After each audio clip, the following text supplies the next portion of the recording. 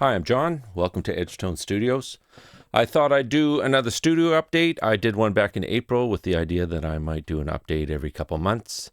And now just about 5 months have gone by and I haven't done one yet. So my studio is currently a bit of a mess. There's been some gear changes. If you've been following my channel, you know I've been working on this massive Sony MXP 3036 console from 1986, and the plan is to put that right where my studio desk is right now, but I'm still kind of questioning that decision. So as part of that, while I was working on that, I put my DMP7 Yamaha up for sale, so that is now gone. I have an empty rack space sitting at the front of my studio right now, wondering what I'm going to do with that. Maybe it'll hold some other external gear.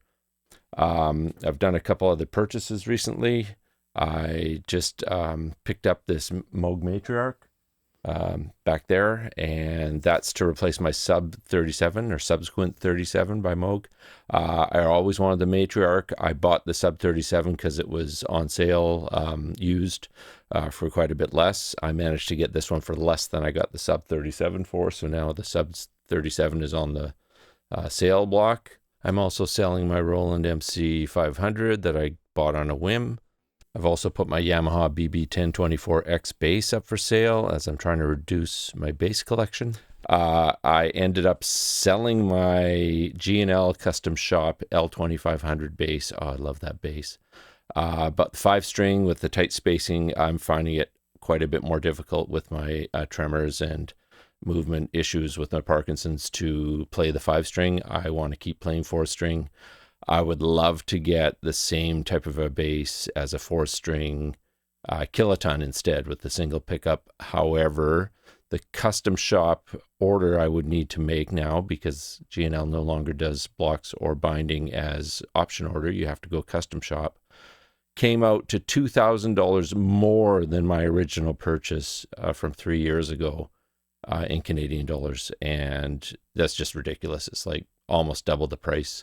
So I'm looking for other options for that bass. I did pick up a couple other basses in the meantime. I picked up this amazing jazz bass from Bluesman Vintage. They called it an Eldorado, but it's a relic 60 spacing jazz. It's just fantastic sounding jazz. I also did a trade where I got a Jack Cassidy bass while I was getting rid of my old VU meters that I used to have. And over on this side, I've got gear set up because I've been recording poly-evolver videos. I did one that I spent all day on. It was about a 50-minute video. Turned out to be in mono because I forgot to pan the mix that I was sending into the OBS recording software, so that was a pain. I've restarted that series. I'm hoping to do a bit more recording today. I haven't got much farther on my console. I started the calibration process and then realized I needed an intermodulation distortion analyzer.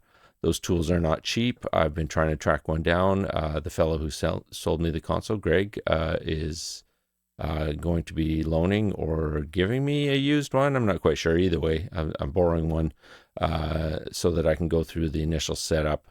And that leaves me at the big question, which is, am I really going to move that massive beast of a console in here?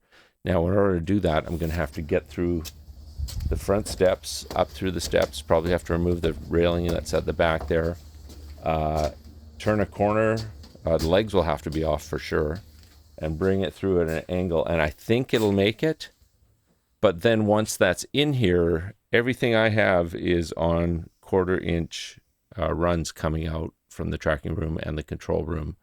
So I'll have to desolder all those, solder them all to two-shell connectors, solder all my external gear connections to two-shell connectors, figure out a way to use the patch bay on the MXP, because I can set up most of my things to go down a particular channel and just leave it there. But every once in a while, I might want to patch in a preamp or take a signal from the back of the room and send it to a different channel on the board. And the board doesn't have any routing before the mic preamp, so I might still need to keep 1/4-inch patch bays. That's sort of part of it. And I'm thinking it might be simpler for me, it would be simpler for me to purchase a Trident 24 channel Trident 78. I could set everything up through there, keep my existing patch bay connections, and achieve the same thing. The only problem is that that would cost me $30,000 to $40,000, whereas the console that's sitting in my garage is not quite at $5,000 yet in terms of total cost put into it. That beast is also a heat producing machine. You leave it on for about an hour and you can put your hands over it and just feel the heat radiating off of it. So that means my studio would pretty well constantly have to have air conditioning on while the console's on. What else is going on? I finally got an album frame for Test for Echo. So I've completed my collection of faux Rush album covers that I got with the Moving Pictures 40th anniversary release. So the hallway looks just slightly better. Our album is at the point where I'm ready to send it for mastering. However, Candace has not had time to do the final review. Hopefully she's doing that within the week. And we're still looking at a fall release for the album. Might be kind of closer to winter, which is unfortunate. I really want to get it out earlier than that. I think that's about it. I have some decisions to make. I really want to clean things up. All those keyboards back there are currently disconnected because they used to go through the DMP. The rack that sits over there is sitting beside me because I'm using it for the Poly Revolver videos. I want to get things hooked up again. I don't really feel like reconfiguring my patch bay only to pull everything out and move the other desk in. I don't want my studio out of commission when the masters come back, so I don't quite want to bring the desk in here yet. So I guess I'm kind of in a transitory stage here where I'm either going to be switching to the new console soon, staying with my existing console, or scrapping both those ideas and getting a Trident in here instead. So that's the update for the studio for now. I'm still open for recording. I'm just a little bit disconnected from my keyboards at the moment, but I'm fully set up for still doing studio recordings. And we'll see where it goes from there.